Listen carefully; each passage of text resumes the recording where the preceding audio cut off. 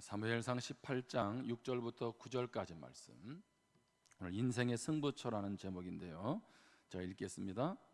무리가 돌아올 때, 곧 다윗이 블레셋 사람을 죽이고 돌아올 때에 여인들이 이스라엘 모든 성읍에서 나와서 노래하며 춤추며 소고와 경새를 가지고 왕 사울을 환영하는데, 여인들이 뛰놀며 노래하여 이르되 사울이 죽인 자는 천천히요 다윗은 만만이로다 한지라. 사울이 그 말에 불쾌하여 심히 노하여 이르되 다윗에게는 만만을 돌리고 내게는 천천만 돌리니 그가 더 얻을 것이 나라 말고 무엇이냐 하고, 그날 후로 사울이 다윗을 주목하였더라. 아멘. 사람들은 유혹에 잘 넘어갑니다. 그런데 왜 유혹에 잘 넘어갈까요?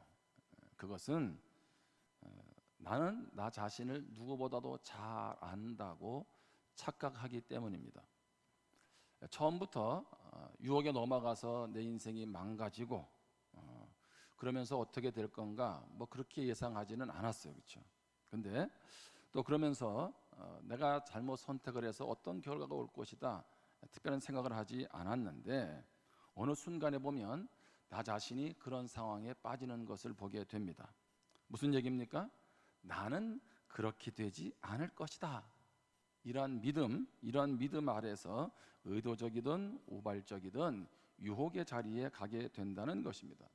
그리고 부지중에 유혹에 넘어가 무너지게 됩니다. 사람들은요, 뿐만 아니라 자기 자신에 대한 전문가의 함정에 빠져 있다, 이렇게 표현을 합니다. 여러분, 전문가는 어떤 사람입니까? 어떤 일에 대해서 남보다 다른 지식을 갖추고 있는, 능력을 갖추고 있는 사람을 말하지 않겠습니까? 자, 우리는 전문가에게 일을 맡기죠. 그 사람이면 다 알아서 하겠지라는 생각을 하게 됩니다. 근데 사람들은 자기 자신에 대해서도 나에 대해서 내가 최고의 전문가다라고 하는 인식을 갖고 있다는 거예요. 여러분은 여러분 자신을 누구보다도 잘 알고 있는 전문가인가요? 저는 그렇게 알고 있었어요. 근데 제가 예전에 케냐 선교지 다녀오고 나서 한번 힘들었던 적이 있었잖아요. 그때 우리 신학교에 우리 상담학 박사님이 우연히 우리 교회 와가지고 같이 이야기를 나눴는데, 제가 깜짝 놀란 건 뭐냐면 나보다 나를 더 잘 알더라고요. 어떻게 나보다 나를 더 잘할 수 있을까? 제가 그때 많은 생각을 했던 그런 시간들이 있습니다. 그렇다고 보면 우리는 어떤 자세가 필요합니까? 나도 부족하다, 나도 나 자신을 제대로 모를 수 있다, 나도 나를 잘 모른다라고 하는 인식을 가져야 된다는 것입니다. 만약에 오늘 성경에 등장하는 사울 왕이 나도 나를 잘 모른다라고 생각했으면 어떻게 되었을까요? 사울은 다윗과 함께 이제 골리앗을 이기고 블레셋을 물리치고 나서 이제 얼마나 의기양양하게 돌아왔겠습니까? 자, 그런 가운데 여인들이 노래하며 환영을 하죠. 뭐라고 얘기합니까? 사울이 죽인 자는 천천히고 다윗이 죽인 자는 만만이다, 이렇게 노래를 합니다. 자, 그런데 이 노래를 듣고 나니까요, 사울 왕의 마음이 불편해지기 시작한 거죠. 야, 이 다윗을 향해서 내가 만만이다라고 표현하고 사울은 다윗은 천천히다고 표현해야 되는데 그렇게 표현하지 않았다는 거죠. 그러면서 마음 가운데 분노하게 되고 인생의 내리막길에 시작이 벌어지고 있습니다. 자, 이때 다윗의 나이는 대략 몇 살이라고 했습니까? 17살의 나이입니다. 근데 왕인 사울 왕이 17살 다윗에게 지금 마음이 무너지고 있는 거예요. 사울은 한 평도 안 되는 마음에서 이미 인생의 승부가 결정이 났습니다. 잠언 4장 23절에 보면 모든 지킬 만한 것 중에 더욱 네 마음을 지키라, 생명의 근원이 이에서 남이니라. 우리 인생은 무엇에 달려 있다는 거예요? 마음 먹기에 달려 있다는 거죠. 어떤 마음을 가졌냐가 중요하다는 것입니다. 사울은 인생의 승부처인 마음에서 이미 패배했죠. 무엇으로 인해서 그의 마음이 무너졌을까요? 우리가 잘 아는 시기하는 마음 때문에 그가 무너졌습니다. 자, 그렇다면 시기란 무엇일까요? 시기, 남을 시기한다라고 할 때 시기는 국어사전에 보면 남이 잘 되는 것을 샘내고 미워하는 마음입니다.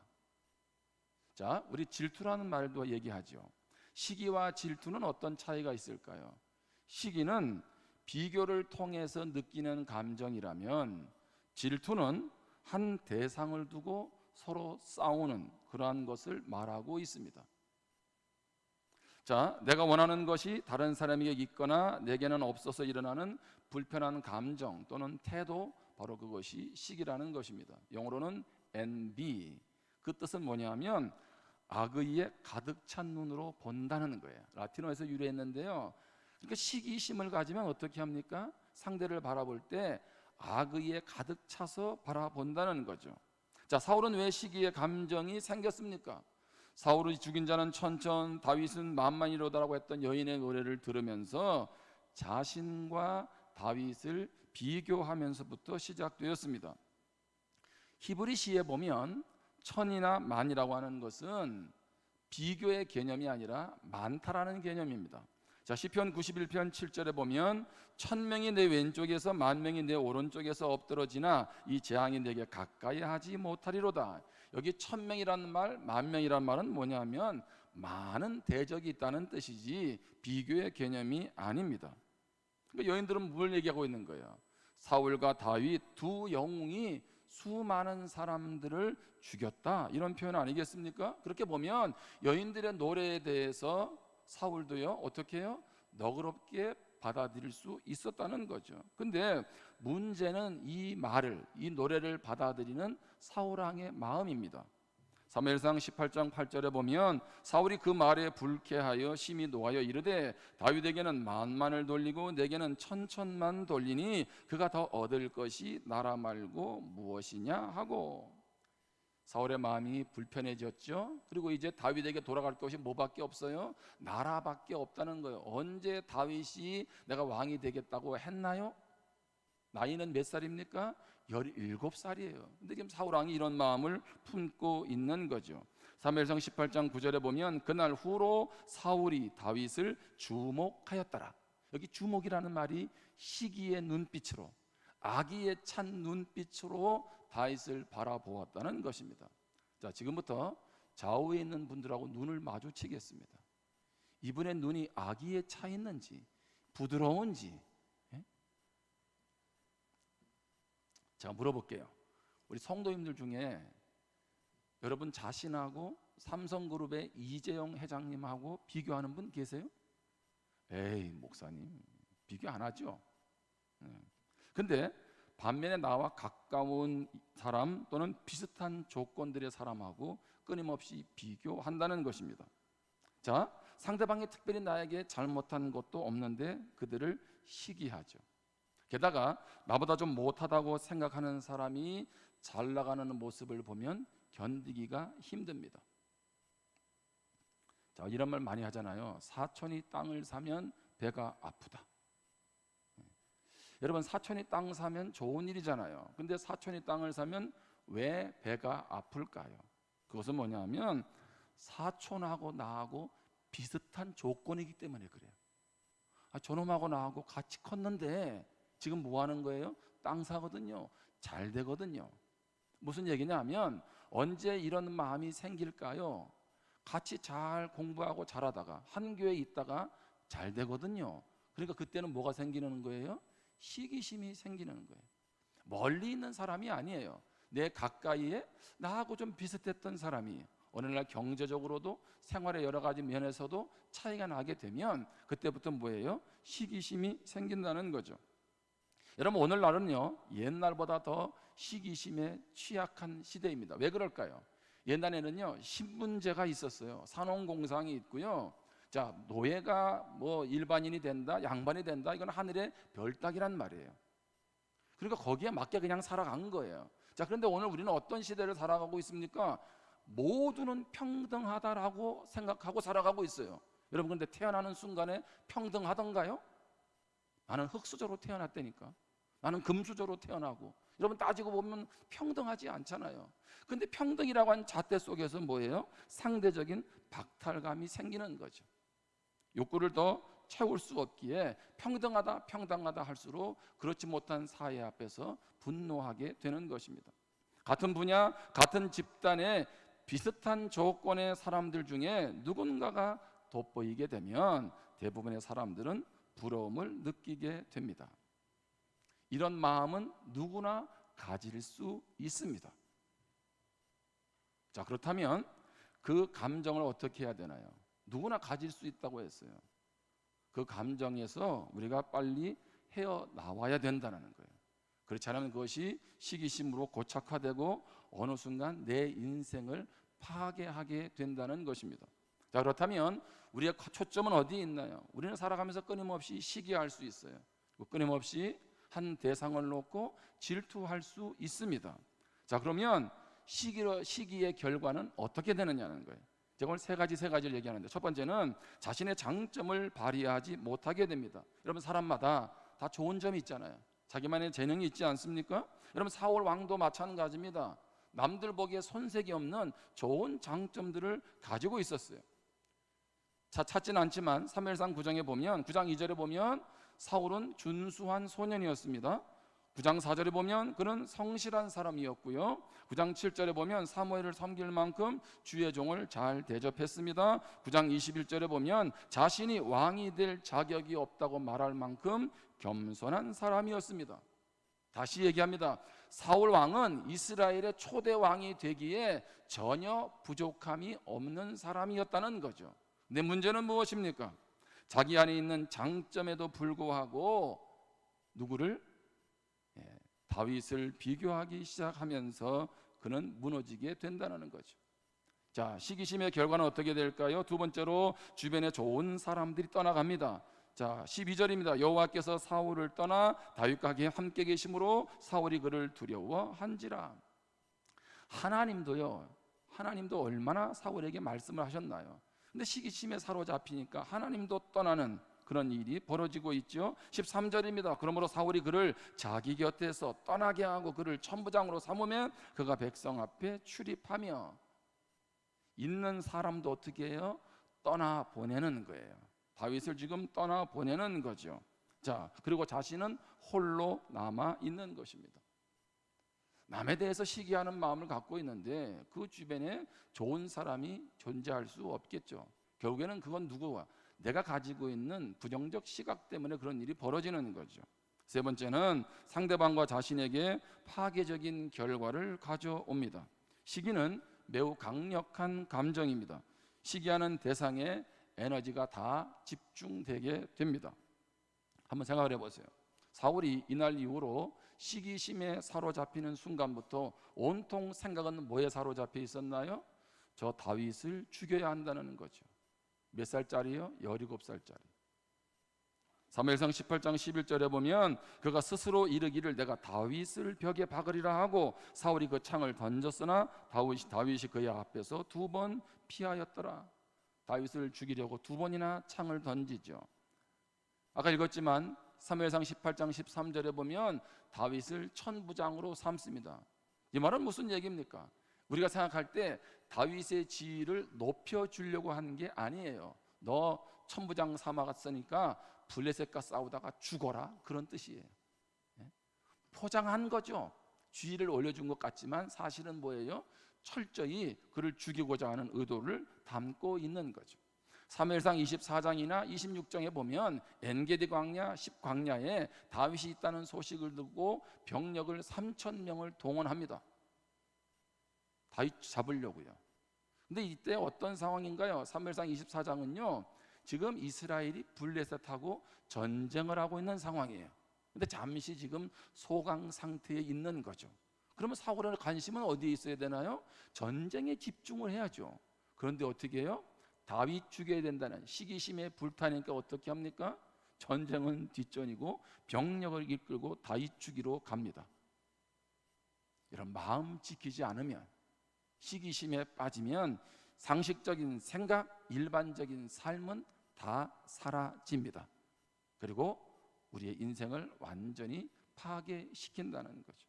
여러분, 그런 면에서 우리는 인생의 승부처인 마음, 특별히 마음에서 시기의 문제를 우습게 생각해서는 안 된다는 거예요. 여러분, 지금 말씀을 들으면서도 어떤 문제가 계속 여러분들에게 묵상되고 있지는 않나요?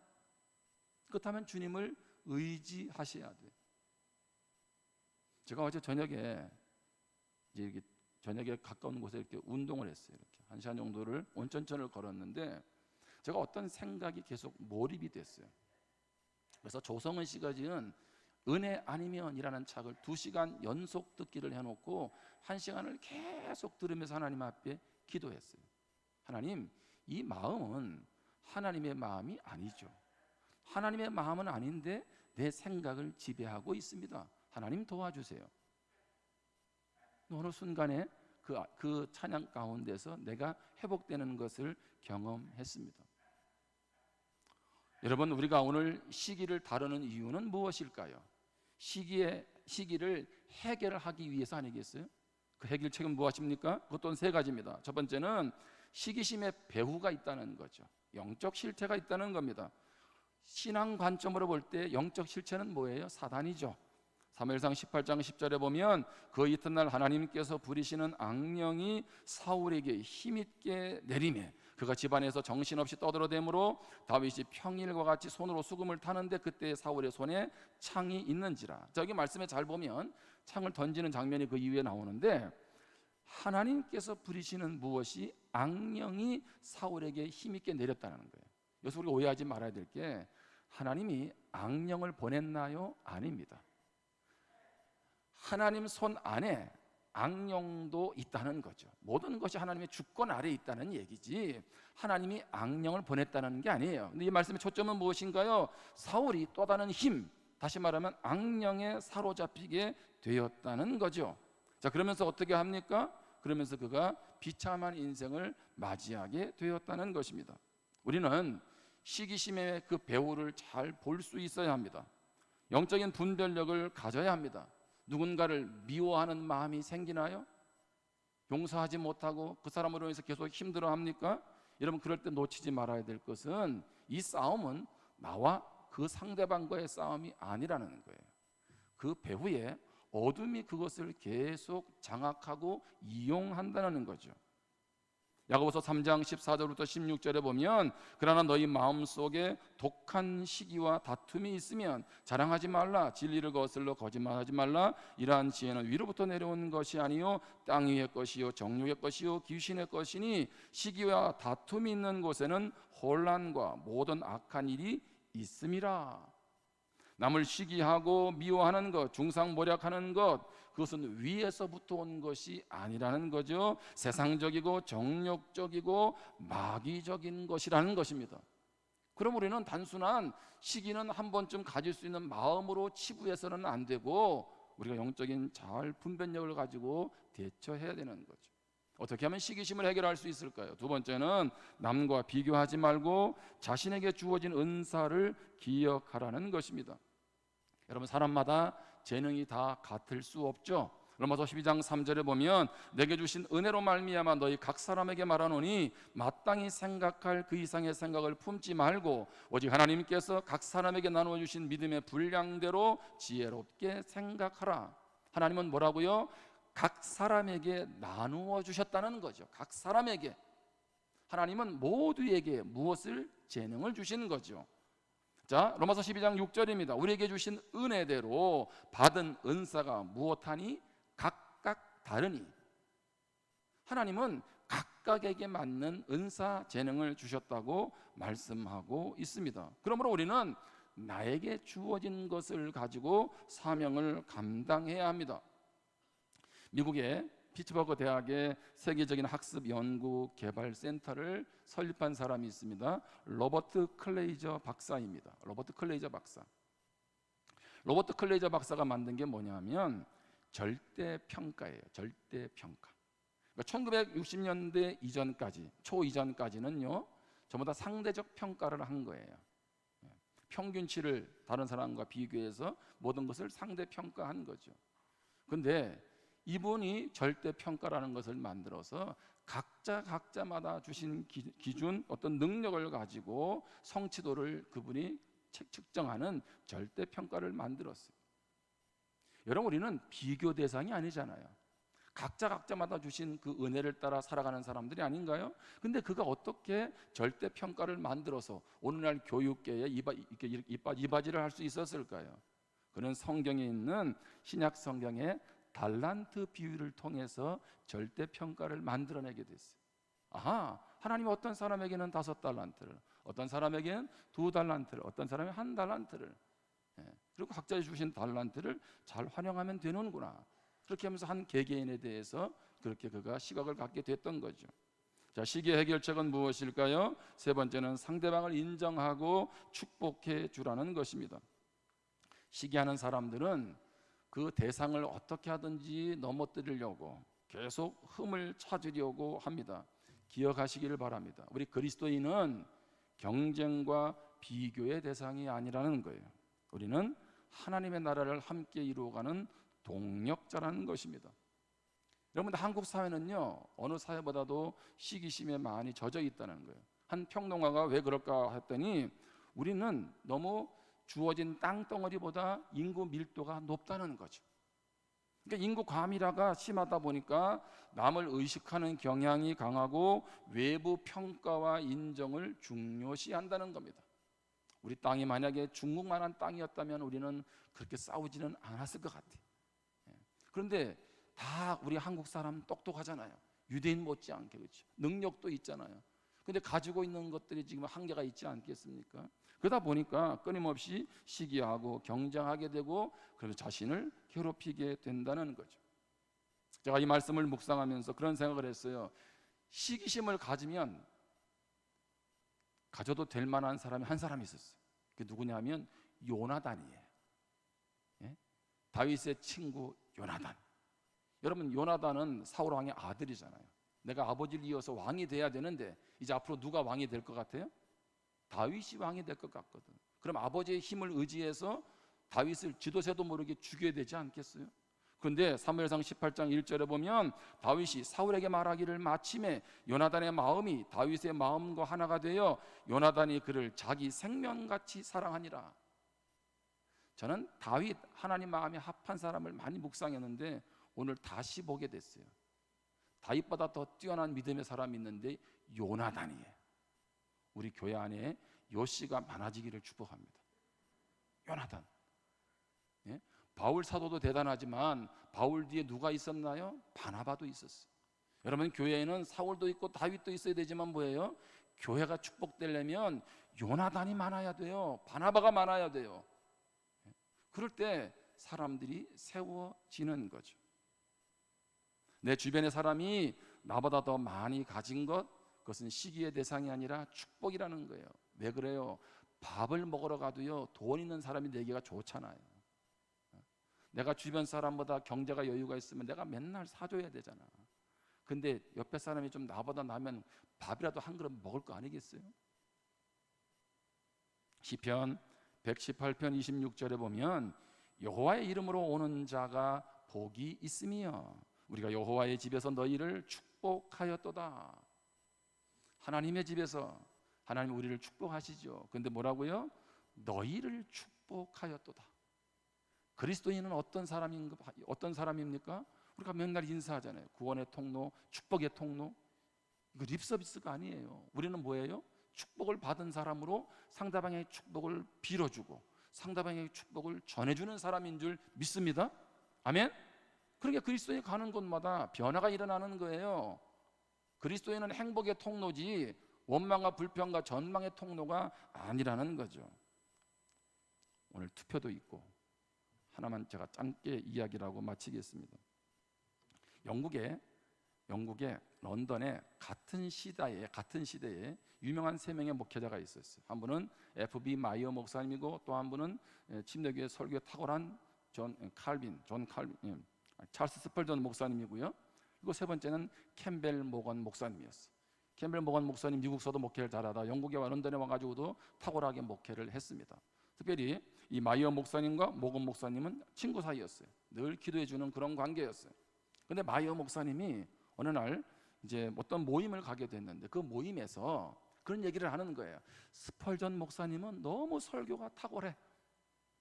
모건 목사님은 리더십이 정말 탁월해. 그런 순간 자기 마음에 시기심이 일어난 거예요.